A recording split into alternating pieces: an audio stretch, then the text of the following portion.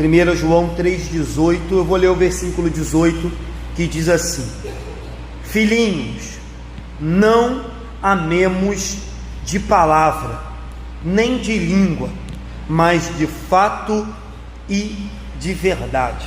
Irmãos, daqui a pouco a gente continua. Nós estamos numa sequência de pregações. Começamos lá no capítulo 1, versículo 1, e estamos no capítulo 3, versículo 18. Pela manhã, nós começamos a tratar esse tema de João. E só para que os irmãos que não vieram de manhã possam ter uma ideia, de manhã nós falamos que o amor uns para com os outros, é um mandamento antigo, é um mandamento que Deus nos deu desde o princípio. Ou seja, desde o momento que entramos pelas portas da igreja, nós devemos estar conscientes de que Deus nos manda amar ao próximo como a nós mesmos. Então o amor é um mandamento antigo.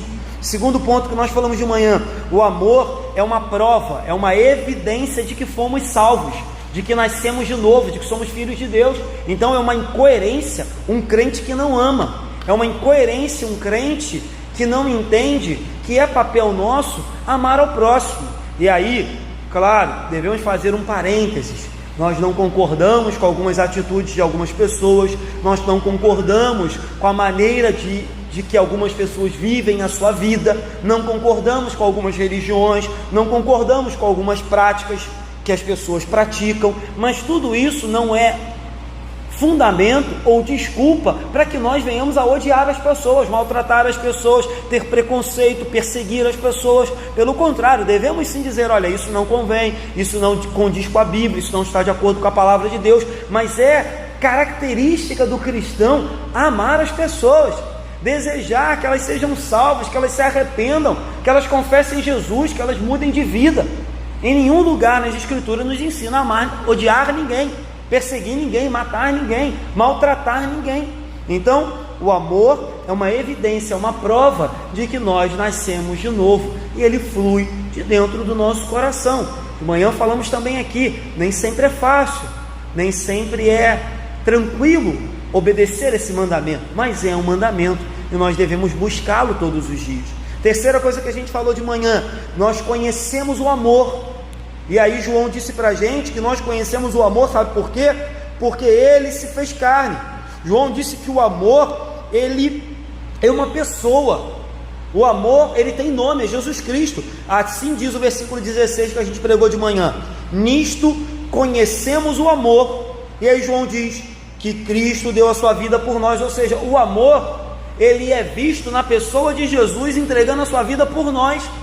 É claro que nós amamos uns aos outros, é claro que você ama a sua esposa, você que é esposa ama o seu marido, você ama os seus filhos, mas a maior demonstração de amor, a maior revelação de amor é quando Jesus vai à cruz e dá a sua vida por nós, miseráveis pecadores que não merecíamos nada. Essa é a maior demonstração de amor. Então nós conhecemos o amor.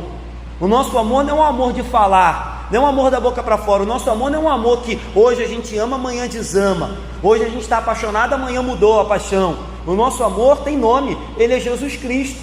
Logo, é um amor diferente. E por último, de manhã, nós falamos também que o amor, ele é demonstrado. O amor, ele se materializa quando a gente demonstra compaixão e misericórdia com o próximo. Porque o amor é um dom de Deus, mas ele é um sentimento, ele é abstrato. Você não vê o amor. Mas o amor passa a ser visível, palpável, quando nós demonstramos para aquele que está necessitando ou carecendo de alguma coisa, atos de justiça, boas obras, boas ações, quando nós amparamos o caído, quando nós abraçamos aquele que precisa de um abraço, quando nós confortamos aquele que precisa de conforto, quando acolhemos aquele que está perdido, quando amamos aquele que precisa de amor, aí nós evidenciamos, demonstramos o amor de Deus, o amor de Jesus. Então foi sobre isso que a gente falou de manhã, e agora é uma sequência para fechar esse assunto. Então o versículo 18 já começa com João dizendo: filhinhos, ele os chama de filhinhos de novo, pela 7ª vez nesse livro.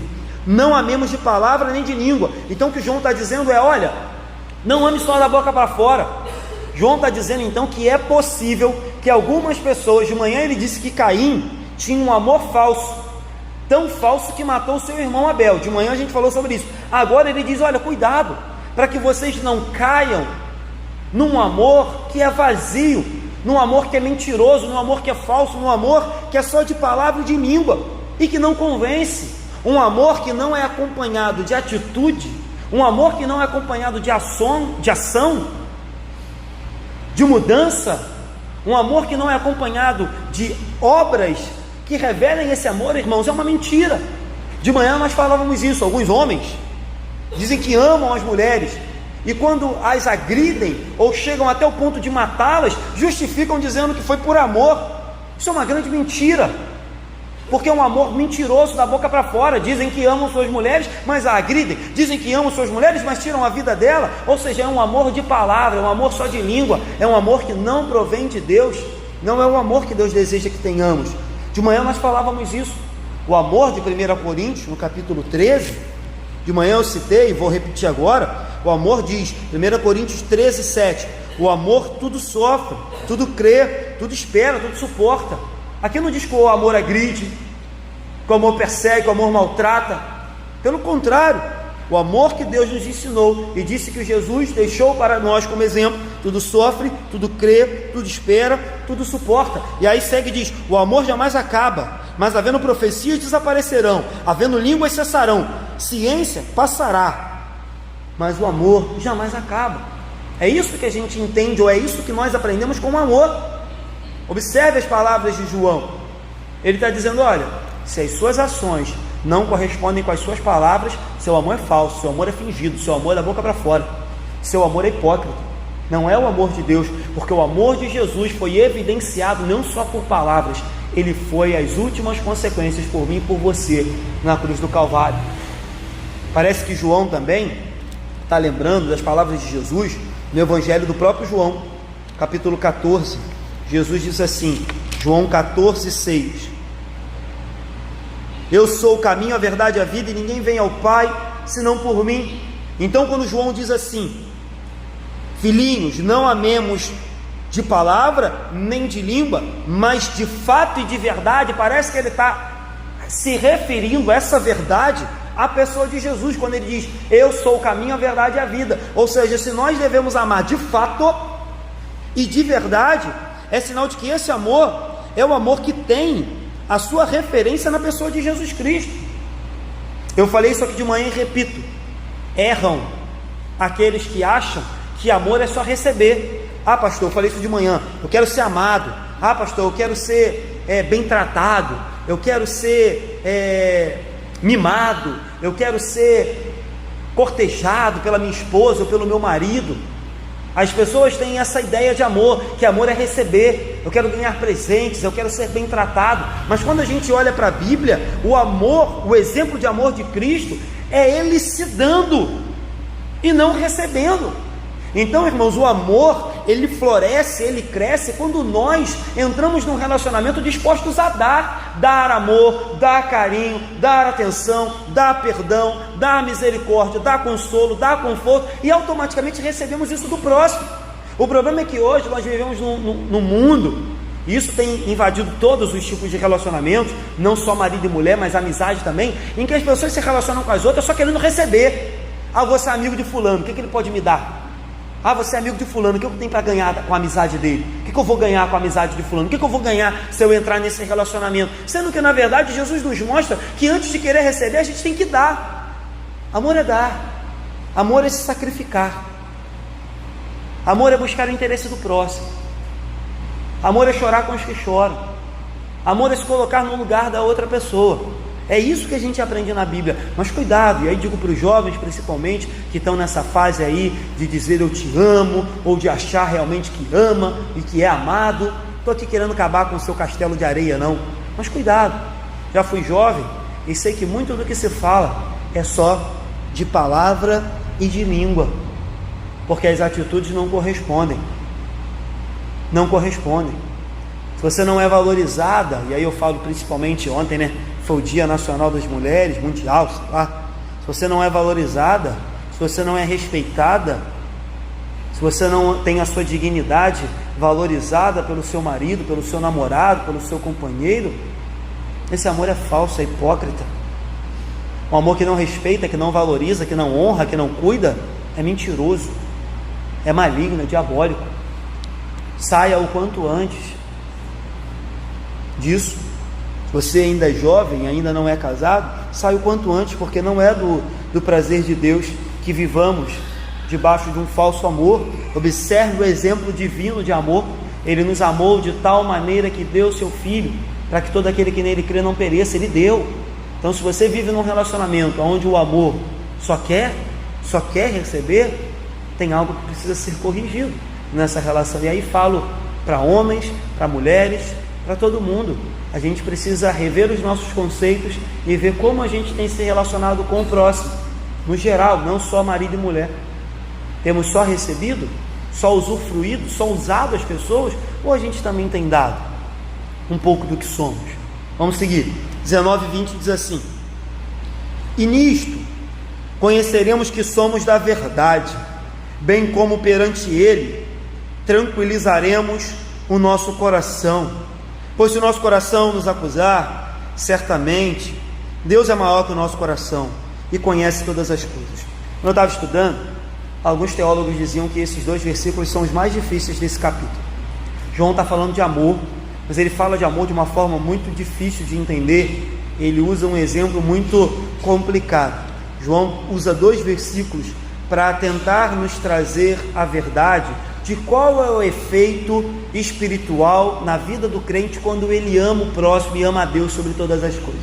E aí ele vai começar dizendo assim: e nisto conhecemos que somos da verdade. Então ele diz que a gente tem que amar de fato, de verdade. E agora ele diz que nisto o quê? Quando amamos a Deus e aos irmãos sobre todas as coisas, e ao próximo como a nós mesmos, nós conhecemos que somos da verdade. Então a gente não apenas ama de verdade, nós somos da verdade. A verdade é Cristo Jesus. Aí ele diz: nisto conhecemos que somos da verdade, bem como perante Deus, perante Ele, tranquilizaremos o nosso coração. Então ele diz: olha, um dos frutos do amor a Deus e amor ao próximo é que nós entendemos que somos da verdade e que o nosso coração se sente tranquilo na presença de Deus, porque agora nós amamos a Deus e amamos ao próximo, temos uma vida tranquila. Então, quando nós amamos a Deus, quando nós amamos a Cristo, a nossa consciência, a nossa alma, o nosso entendimento, o nosso coração se aquieta. O nosso coração encontra conforto, consolo. O nosso coração encontra um lugar tranquilo. Então, tranquilizar o coração é entender com a mente e é guardar no coração de que um dia nós fomos perdoados por Deus. Assim sendo, temos paz com Ele. Se amamos a Deus e amamos ao próximo, entendemos que somos da verdade. Contudo, tem um detalhe. João diz assim, no versículo 20: pois, se o nosso coração nos acusar, certamente Deus é maior do que o nosso coração. O que João está querendo dizer com isso? João está querendo dizer que ainda que nós, muitas vezes, amemos a Deus, amemos ao próximo, sejamos fiéis ao Senhor, sirvamos a Ele com o nosso coração, ainda que às vezes a gente cante: que segurança, sou de Jesus, com Ele vivo sempre na luz. É comum, irmãos, não é raro. Nós, crentes, às vezes nos sentimos angustiados, atribulados, atemorizados, chateados, e o nosso coração nos acusar. A Bíblia não diz que o nosso coração é enganoso também? Então, às vezes, o nosso coração começa a nos acusar. Então, João diz assim: olha, se somos da verdade, tranquilizamos o nosso coração em Deus, porque sabemos que Ele é o nosso Senhor.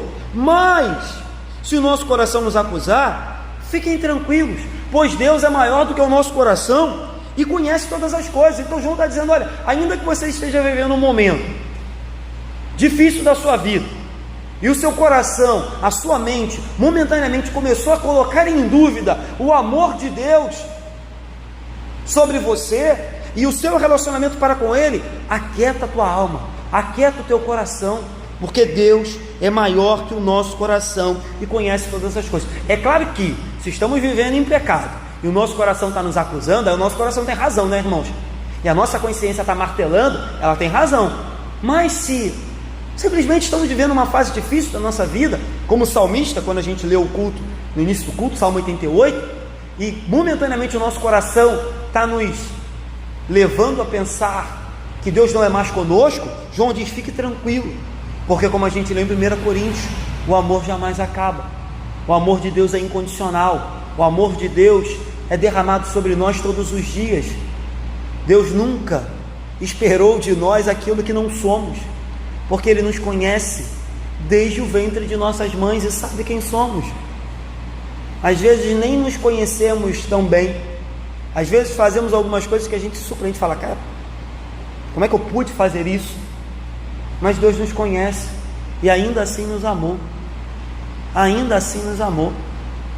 Deus viu o nosso pior, irmãos. Talvez coisas que eu nunca vou saber de você e você não vai saber de mim. Deus viu o nosso pior e nos amou. Deus viu o nosso pior. E aí eu poderia dizer que o nosso pior está representado quando os judeus crucificam Jesus na cruz. Às vezes a gente lê esse texto e fala, olha que absurdo. Mas irmãos, talvez se estivéssemos lá, nós faríamos parte daqueles que crucificaram Jesus, porque nós somos tão pecadores como qualquer pessoa que está da porta para fora dessa igreja. A diferença é que a graça de Deus nos resgatou e o Espírito Santo nos mudou. Mas Deus conhece o nosso pior. Deus sabe que se estivéssemos lá, talvez nós gritaríamos, crucificam. E ainda assim, a Bíblia diz que Ele enviou o seu Filho. Ainda assim. Então, se o nosso coração nos acusar, se a nossa mente ficar atribulada, siga o conselho de João. João diz, tranquilize o vosso coração, aquiete a tua alma, descanse no teu Salvador. Ele é aquele que conduz a nossa vida. Versículo 21 e 22. Amados, se o coração não nos acusar, temos confiança diante de Deus, e aquilo que pedimos dele, recebemos, porque guardamos os mandamentos e fazemos diante dele o que lhe é agradável. Então agora João diz o contrário. João diz, olha, se a nossa consciência está pesada e não tem motivo para estar, Deus é maior do que o nosso coração. Fiquemos tranquilos, descansemos nele. Em contrapartida, se estamos vivendo na plenitude da comunhão com Deus e o nosso coração, a nossa consciência não nos acusa, amados,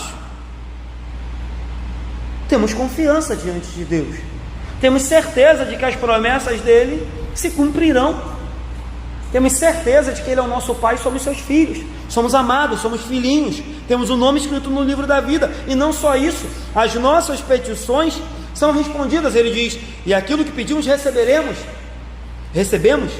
porque guardamos os seus mandamentos e diante dele fazemos aquilo que é agradável. E aí de manhã eu falava isso e quero repetir porque vale a pena.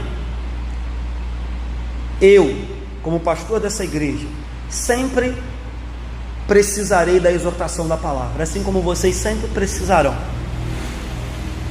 Mas é complicado, e eu falei isso de manhã, para aqueles que estavam vão lembrar, quando um pastor tem que constantemente ficar repetindo na igreja que a igreja tem que perdoar, que a igreja tem que amar, que a igreja tem que ser misericordiosa, que a igreja tem que acolher, que a igreja tem que abraçar o necessitado, que a igreja tem que estender a mão para aquele que precisa de uma ajuda, que a igreja tem que ajudar os irmãos que carecem de qualquer tipo de auxílio.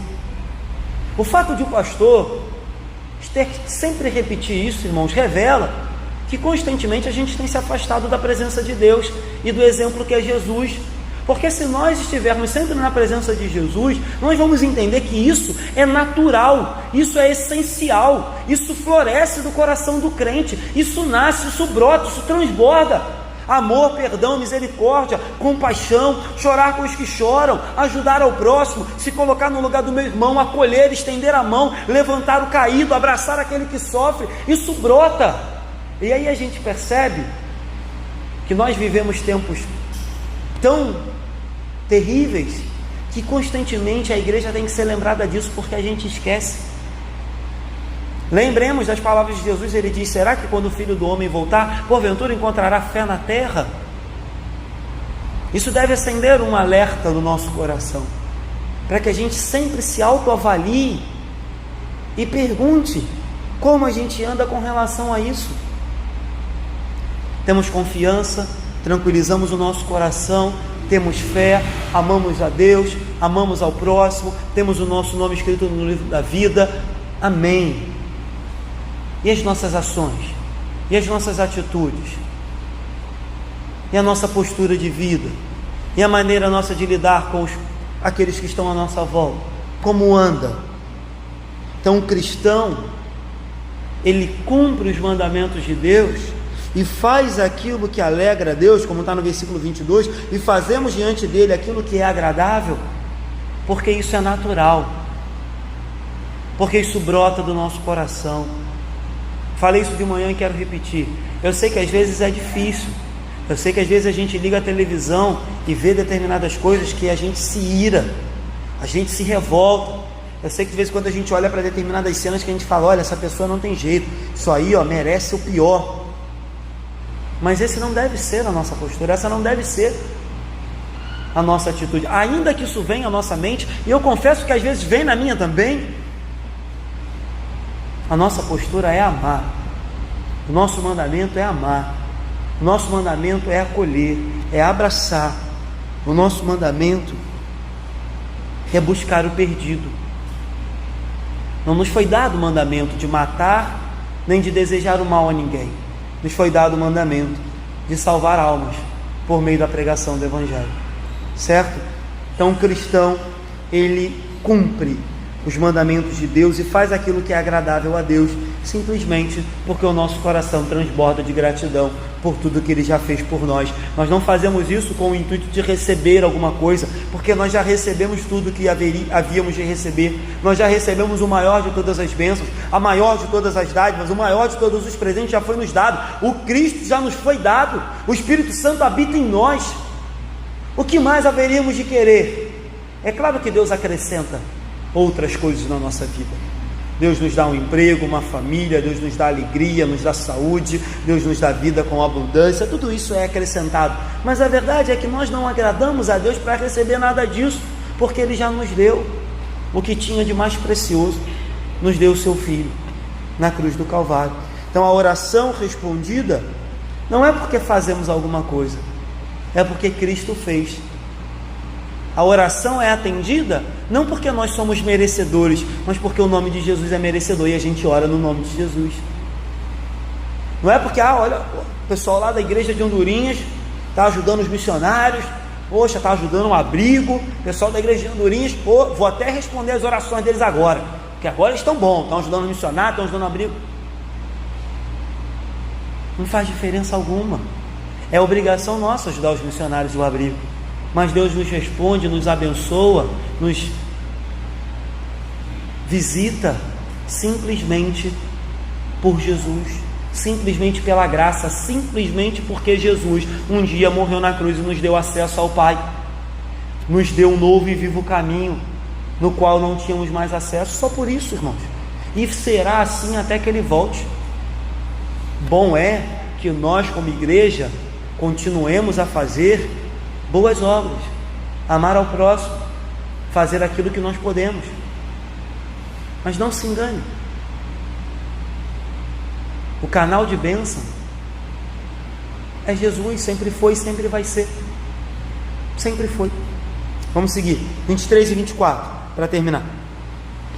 Ora, o seu mandamento é este, que creiamos em o nome de seu Filho, Jesus Cristo, e nos amemos uns aos outros, segundo o mandamento que nos ordenou, e aquele que guarda os seus mandamentos permanece em Deus, e Deus nele, e nisto conhecemos que Ele permanece em nós, pelo Espírito que nos deu. Então João caminha para o final desse capítulo, e ele novamente traz à nossa memória o mandamento. Ele reduz o mandamento em um único mandamento em duas partes. Ele traz uma perspectiva diferente, porque as palavras de Jesus amemos a Deus sobre todas as coisas e ao próximo como a ti mesmo. Esse foi o mandamento de Jesus. João, quando traz esse mandamento, ele diz que a primeira parte, e aí é como se ele estivesse dizendo que uma coisa é similar à outra, porque Jesus diz, ame a Deus sobre todas as coisas e ao próximo. João diz, o mandamento é, creiamos no nome do Filho de Deus, que é Jesus Cristo, e amemos uns aos outros. Ou seja, João equipara amar a Deus com crer no nome de Jesus Cristo. Para João, essas duas coisas são similares. Para João, crer em Deus, amar a Deus e crer no Filho de Deus é a mesma coisa. Lembremos de novo das palavras de Jesus que eu sempre cito aqui, quando Filipe pede para Jesus: Jesus, me mostra o Pai. Jesus diz: olha, ô Filipe, quem vê a mim vê o Pai. Então, se quem vê Jesus vê o Pai, automaticamente quem crê em Jesus crê no Pai. Quem ama a pessoa do Cristo ama o Pai. Lembra que João disse isso versículos atrás, dizendo que quem não ama o Filho não tem o Pai? Ele disse assim, irmãos, me perdi, não achei, mas ele diz: aquele que não tem o Pai não tem o Filho. Então quem não tem o Filho não tem o Pai. Ele disse isso há poucas pregações atrás, que a gente estava meditando aqui, dizendo que quem não tem o Filho não tem o Pai, ou seja, dando a entender que se você não tem Jesus Cristo. Eu lembro até que nessa pregação nós comentávamos aqui acerca do jornalista Boechat, que nós dizíamos: olha, foi um ótimo jornalista, foi uma ótima pessoa, foi um ícone da TV e do rádio brasileiro, mas algumas pessoas estavam colocando o jornalista Boechat só porque ele foi uma ótima pessoa no céu, sendo que ele declaradamente era ateu. E aí, quando a gente estudava sobre esse versículo aqui, achei, capítulo 2, versículo 23 diz: todo aquele que nega o Filho, esse não tem o Pai. Aquele que confessa o Filho tem o Pai. Então, para João, para a Bíblia, negar Jesus Cristo é não ter o Pai, e quem não tem o Pai não vai voltar, não vai para o céu, não volta para a casa do Pai. Então o que eu dizia aqui? Não compete a gente ficar criticando, falando mal, pelo contrário, da pessoa do jornalista, mas não dá para querer pegar o jornalista agora e colocar no céu, só porque ele teve uma morte trágica, porque em vida ele era ateu, e declaradamente dizia que não cria em Jesus. Então querer colocar o jornalista no céu é uma grande incoerência com a Bíblia, porque para a Bíblia, crer em Jesus é crer no Pai, ter Jesus é ter o Pai. O próprio Jesus, quem vê Ele, vê o Pai. Então, irmãos, cuidado com isso. Às vezes o nosso coração fica sentido quando a gente vê uma tragédia, ou quando uma pessoa até boa, entre aspas, morre, e a gente fica um pouco desejoso de colocar essa pessoa no céu. É claro, irmãos, que ninguém pode dizer o que aconteceu nos 45 do segundo tempo, quando aquele jornalista estava ali no seu último segundo de vida. Ele pode ter se arrependido, mas não compete a mim colocá-lo no céu, porque durante toda a sua vida ele não creu em Jesus, e a Bíblia diz que pelos frutos nós conheceremos a árvore. Ele nunca confessou Jesus. Jesus diz: aquele que me confessar diante dos homens, eu confessarei diante do meu Pai. Então não dá para a gente ficar dando jeitinho na Bíblia para tentar agradar. Eu sei que algumas vezes a Bíblia é dura mesmo, mas ela é dura. O que eu posso fazer? Eu não posso amaciar a Bíblia para agradar as pessoas. Então, se o meu Jesus diz: se me confessares diante dos homens, eu confessarei diante do Pai. Se a minha Bíblia diz: quem tem o Filho tem o Pai, quem nega o Filho nega o Pai, eu não posso, irmãos, ficar criando um atalho para chegar no céu. Deus não criou atalho para o céu. Se aquele jornalista se arrependeu no último segundo de vida, glória a Deus por isso, e ele estará no céu, como ladrão da cruz. Mas eu não posso dizer isso. Não sou Deus, não sou onisciente. Então cuidado com isso, irmãos, porque o texto diz: ora, o mandamento é este, creiamos no nome do seu Filho, Jesus Cristo. A gente conhece muita gente que diz: não, pastor, eu gosto de Deus.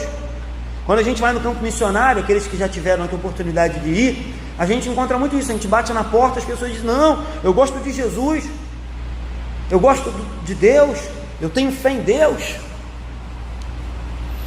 E aí, quando você pergunta se aquela pessoa crê no nome do Filho de Deus, crê que só Ele perdoa pecado, que só Ele leva para o céu, que só Ele é o nosso único e suficiente Salvador, o nosso intercessor, as pessoas começam a sair pela tangente.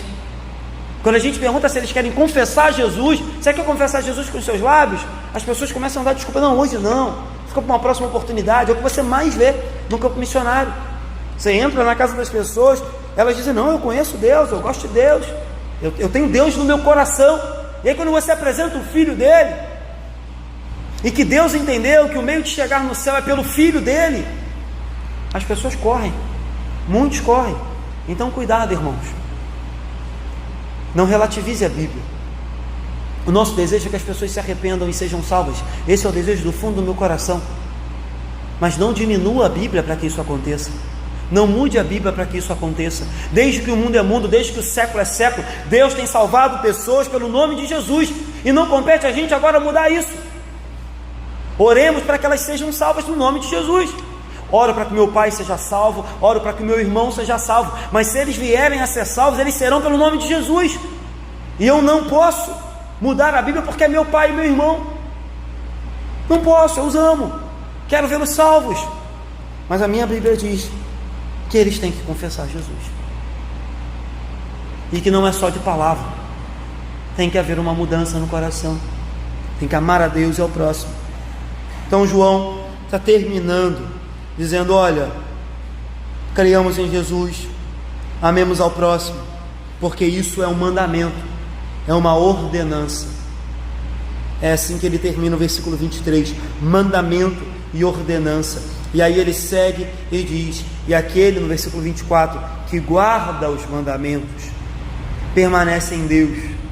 Ou seja, olha que bênção é guardar os mandamentos de Deus e permanecer nos seus caminhos, é ter a nossa vida permanentemente guardada em Deus. Ele diz: aquele que guarda os mandamentos permanece em Deus. E mais, se não bastasse João dizer: olha, se você ama a Deus, ama o próximo e guarda os mandamentos, você permanece em Deus. Olha que bênção, eu permaneço em Deus, eu caminho todos os dias e sou protegido, sou guardado, abençoado por Deus, eu permaneço em Deus. João vai além e diz assim: e Deus permanece em vocês.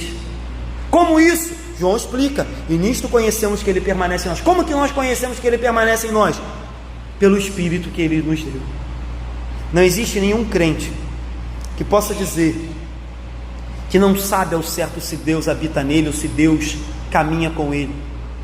Pode haver momentos da nossa vida em que a gente se sinta fraco, temeroso, que a gente não ouça a voz de Deus, que a gente não sinta bem a presença de Deus, mas nenhum crente pode dizer que caminha sozinho. Nenhum crente pode dizer que é solitário. Nenhum crente pode dizer que é órfão, que é abandonado, que Deus o deixou, porque dentro de nós habita o Espírito Santo de Deus.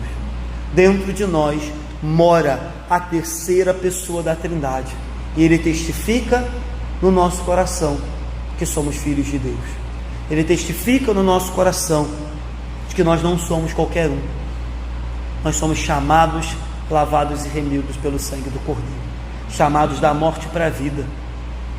Temos uma nova vida, uma vida com abundância.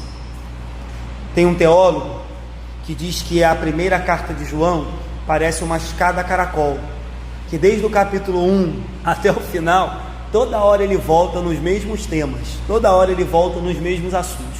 Ele faz isso de propósito, para aprofundar o tema e para enraizar na nossa mente, no nosso coração, que isso aqui são verdades importantíssimas. Então você vai ver que a gente já falou várias vezes do amor, que segundo João é uma prova de que Deus habita em nós quando a gente ama ao próximo. Ele falou da fé várias vezes, ele falou: agora creiamos no nome de Deus, porque para João a fé em Jesus é uma prova doutrinária de que nós cremos em Deus.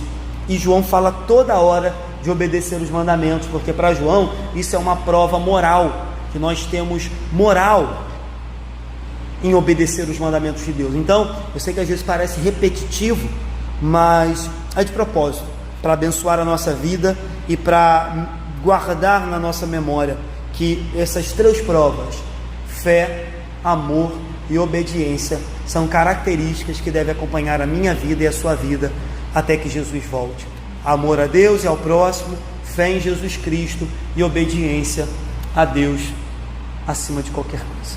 Vou terminar, fazer 4 aplicações rápidas.